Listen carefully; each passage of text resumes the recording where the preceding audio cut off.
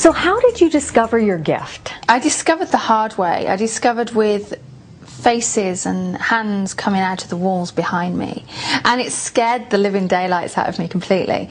And I used to hide underneath the covers in my bed and wrap them tightly around me so they couldn't get me.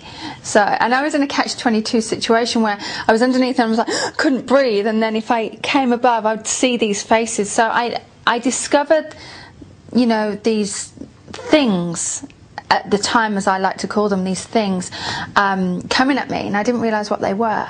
So how old were you? You were young when you discovered your gift. How were you prepped for this? Did you go to your parents? Well, actually, yeah, I did go to my parents. I actually went to my parents and I said, Mum, what's this? And she said, it's just your imagination. So I was branded with a very active imagination.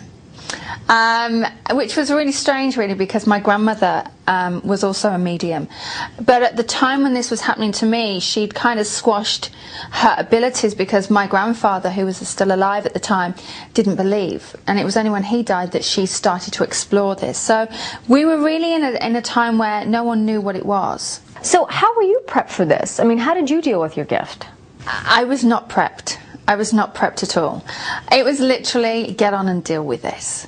And there were times when I blocked it away. There were times I'd say something and think, oh, I shouldn't have said that. You know, so really I just had to experience it. And it was only later on in life when there were other people starting to talk about it, and when more and more people became aware. And oh, by the way, I went and had a reading. I'm like, you had a reading? What does that? You know, more people started to talk about it. Then I thought, you know what? I'm not strange. I'm not strange anymore. So that's how I started to accept it. Now, did you give your gift any structure, and did you go to school for it? I didn't do anything, any form of training or anything. It literally was a case of, I said something quite profound to a friend of mine. I said, your boyfriend's cheating on you, and he's cheating on you with a girl called this, and they met here. And she found all this out to be true. Now, I was living about 300 miles away from her at the time, so there was no way I could have just bumped into her and found this, or him, and found this information out. And it just happened that I moved back to the area where she lived, and she said, someone wants a reading with you. I went, I don't do readings, and I don't know where that came from, what I said to you. And she said, no, you do readings, and you're going out, and this is what's going to happen. So I was literally thrown in the deep end. It was a case of, okay, there you go. Now, the more you did it come to you more? The more I actually started to work with my gift, the more stronger it became.